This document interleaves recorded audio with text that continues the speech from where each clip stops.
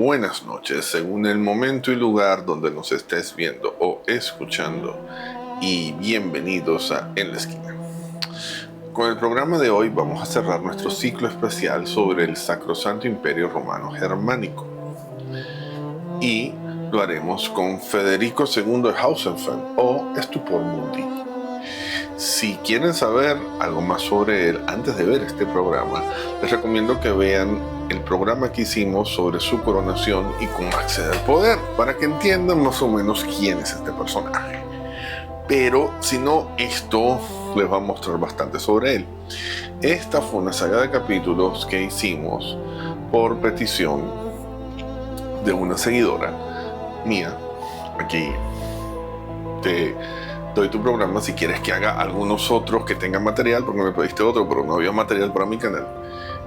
Con mucho gusto lo haré, así como si ustedes quieren que haga algo, déjenlo en comentarios y con gusto haré el programa.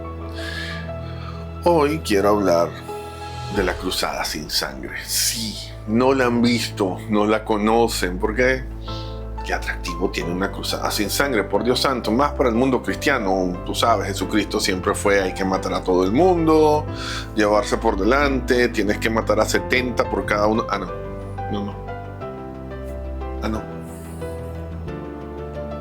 No, el tipo era un pacifista. ¿Cómo llegamos a las cruzadas de un pacifista? La iglesia tardó 1000 años en retorcer tanto las enseñanzas de Cristo para justificar una guerra santa. Pero bueno, hoy hablaremos de la Cruzada sin Sangre. Imagina que eres el hombre más poderoso de Europa, pero tu propio líder espiritual te declara el enemigo número 1 de Dios.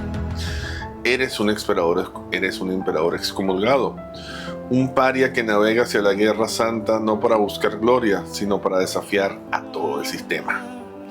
En el año 1228, Federico II de Hausenberg, como lo dije antes, el Stupor Mundi, llegó a las costas de Tierra Santa. Las cruzadas anteriores habían sido baños de sangre apocalípticos y fracaso. Fanáticos, masacres, ciudades aplastadas por la espada. El Papa esperaba que Federico hiciera lo mismo, que lavara su excomunión masacrando musulmanes, judíos y cualquier cosa que se le interpusiera. Pero hay una pregunta interesante. ¿Cómo llegamos a que un emperador excomulgado lidere una cruzada? Es una ironía de la historia muy interesante. Verás, años atrás, cuando Federico es coronado como emperador del Sacrosanto Imperio Romano Germánico, juró por obligación liderar una cruzada para retomar Jerusalén, recientemente perdida. Sin embargo, Federico no tenía intenciones de hacerlo. ¿Por qué lo haría? Él, como ve en su primer episodio, debatía alegremente o plácidamente con los eruditos musulmanes en su corte. ¿Por qué iría a matar a estas personas? Finalmente, acorralado por el Vaticano, Federico zarpa en 1227. Pero una grave epidemia que estalla en su flota lo enferma a él y le hace perder hombres. Ante esta realidad, obviamente tú no vas a una cruzada con tu ejército enfermo. Federico retrocede. El Papa Gregorio IX, un fanático religioso, y decir fanático religioso en la Edad Media en el catolicismo son palabras mayores, piensa que es una mentira y resulta que decide excomulgarlo. Lo expulsa oficialmente de la Iglesia Católica y condena su alma al infierno. En la Edad Media, un rey excomulgado es problemático. ¿Por qué? Porque todo tu poder, toda tu autoridad desciende de Dios. Ahora bien, imagínate, si te excomulgaron, si a Dios no te reconoce en su rebaño ni como su hijo, ¿por qué tendrías poder? Normalmente, un rey excomulgado está arrodillado contra el piso suplicando perdón a Roma. Pero Federico hace algo inaudito. Una vez recuperado de la enfermedad, decide emprender la cruzada, manteniendo su estado de excomulgado. El Papa casi enloquece. Imagínate el nivel de blasfemia, que un hereje excomulgado va a recuperar Tierra Santa en nombre del cristianismo. Mira, Para ponerte, yo creo que una incoherencia así no se había visto desde que un tipo que decide amenazar con borrar una civilización se molesta porque no tiene el premio Nobel de la Paz. No sé, esos niveles de incoherencia y fanatismo. Federico no le importa, así que zarpa a Tierra Santa, a Medio Oriente, dispuesto a recuperar Jerusalén por sus propias reglas. Y Federico llega a Acre. ¿Cuál es el problema? Uno de tantos. Los ejércitos cruzados no eran un único ejército, eran un compendio de ejércitos reunidos bajo la autoridad del Papa. Y muchos de estos ejércitos respondían solo al Papa y peleaban solo contra infieles. Ejemplo, las élites de caballería, los templarios y los hospitalarios. Como el Papa lo había excomulgado, Federico no tenía el apoyo de estos soldados por dos razones, la primera política y la segunda religiosa. Obviamente ellos representaban los intereses políticos del Vaticano. Federico era un enemigo político del Vaticano, yo no lo voy a apoyar. Pero si sacamos el aspecto político de la historia, vamos al aspecto teológico. Obedecer a un excomulgado condenaba tu alma al infierno. Parte de los decretos de excomunión animaban a los buenos cristianos a herir y dañar de cualquier forma posible a esta persona. Sí, Jesucristo se tiene que sentir extremadamente orgulloso de sus hijos y de su iglesia, si existió. E imagínate lo que pensarán los evangélicos. Pero si tú piensas que la situación ahí es complicada, para echarle más leña al fuego, Federico lleva su propia guardia personal sarraceno de sus colonias en Italia, parte del Sacrosanto Imperio Romano Germánico, no mucho, pero parte tenía población islámica. Y Federico confiaba en estos gloriosos guerreros. Así que imagínate este escenario, estás en Acre, una ciudad consagrada para los templarios, con un emperador excomulgado que viene a recuperar Tierra Santa y que además de esto, su guardia personal ora en dirección a la Meca.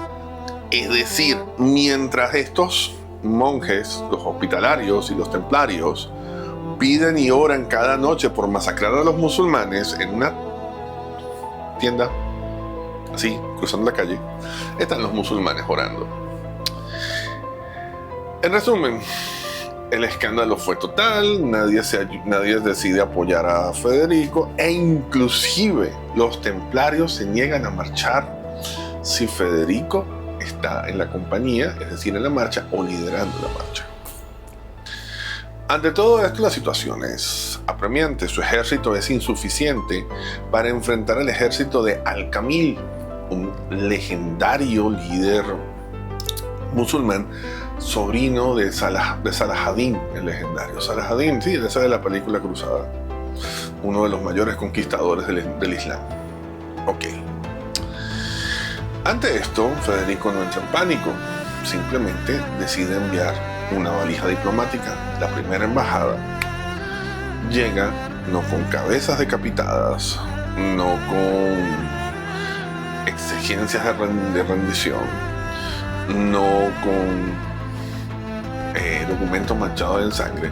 No, va con un halcón muy bien entrenado para la caza, para la falconería. Y creo que ese es el nombre, si no, me disculpo, hice un video de eso en otro canal, me disculpo. Y va con una serie de documentos escritos en árabe de manera perfecta. Vean nuestro video sobre Stupor Mundi para entender por qué él podía hacerlo, con preguntas filosóficas profundas y también preguntando sobre los últimos descubrimientos en óptica. Cuando Al-Kamil, que es un líder musulmán culto criado en la era de oro del pensamiento islámico, lee esto, entra en shock.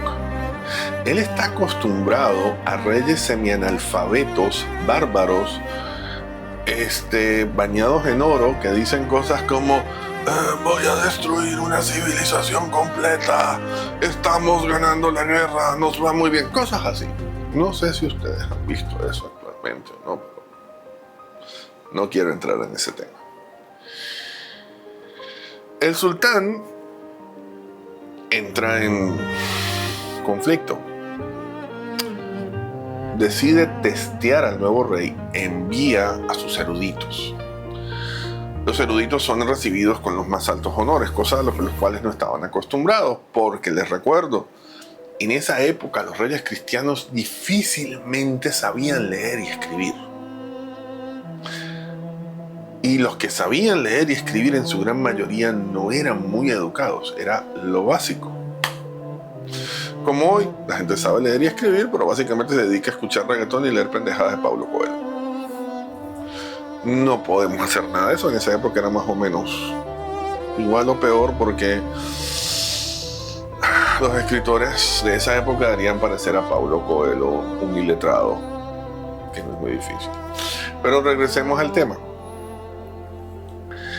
El sultán, cuando envía a esta gente, queda aún más en shock cuando recibe la respuesta, porque le dice que Federico debate con ellos al mismo nivel, que no es el típico rey cristiano. Este intercambio de intelecto y esta experiencia de primera mano rompe los prejuicios y la propaganda de guerra en ambos bandos. Los templarios, por otra parte, estaban en shock. O sea, no solo no van a la guerra, no solo no tienen el desastre. Este tipo está teniendo conversaciones civilizadas con salvajes de temas que ellos no comprenden. Pero bueno, esa es otra faceta. A medida que las negociaciones avanzan, ambos descubren que no quieren la guerra, que no la pueden tener. Federico no tiene los hombres. Y el sultán está enfrentando una rebelión de sus hermanos que esperan que su ejército se desgaste en la cruzada para deponerlo del trono. La solución es sorprendente. El sultán le entrega Jerusalén, Belén y Nazaret a Federico, sin sangre. Federico responde que los musulmanes mantendrán sus templos y sus costumbres en tierra sagrada y se respetará la libertad de religión. Imagínate qué nivel de barbarismo, o sea, cómo se escandalizaron el Papa en ese momento. Pero no termina ya. El sultán garantiza comercio y paso seguro, lo que hace a Federico un hombre mucho más rico de lo que es. Y Federico se compromete a apoyar al sultán en caso de que sus hermanos traidores decidan aceptarlo. Toda la región del Medio Oriente se reconfigura en completa y absoluta paz, sin derramar una gota de sangre o sin cerrar un estrecho marítimo que estaba abierto antes de la guerra. No sé, el Papa estalla en ira, como estallarían los evangélicos hoy en día. ¿Cómo es posible que recuperaste Tierra Santa sin hacer un mar de sangre, sin destrozar y matar a cada judío o musulmán que estaba en la vía? Por Dios, ¿dónde se ha visto eso? ¿Qué dirá Jesucristo? Así que el Papa Gregorio hace algo increíble. Excomulga la ciudad. No solo no reconoce el triunfo de Federico, sino excomulga Jerusalén, impide a cualquier sacerdote o monje que lo vitoree, insta a los cristianos a no reconocer esta victoria, y cuando Federico entra a la ciudad está desierta. Él se corona a sí mismo rey de Jerusalén, demostrando que no necesita ni al Papa ni a Dios para lograr semejante acontecimiento. Regresa a Europa totalmente reforzado, y esa es parte de las razones por las cuales el rey de España también es rey de Jerusalén. Esto ha sido la guerra sin sangre, la cruzada sin sangre. Yo sé que no la conocen porque a nadie le interesa una negociación donde dos mundos tan distintos como lo es el Islam y el cristianismo puedan entenderse en paz. La propaganda, sobre todo de nuestros amigos evangélicos, quiere hacerles creer que los musulmanes son unos bárbaros. Y te lo dicen personas que creen que la Biblia es un libro histórico. Si te gustó mi contenido, dale like y suscríbete. Me ayudas mucho a llegar a más personas. Yo disfruto haciendo mucho este material. Espero que tú disfrutes viéndolo. Esto es En la Esquina de Ese Fuera y nos vemos en otra oportunidad.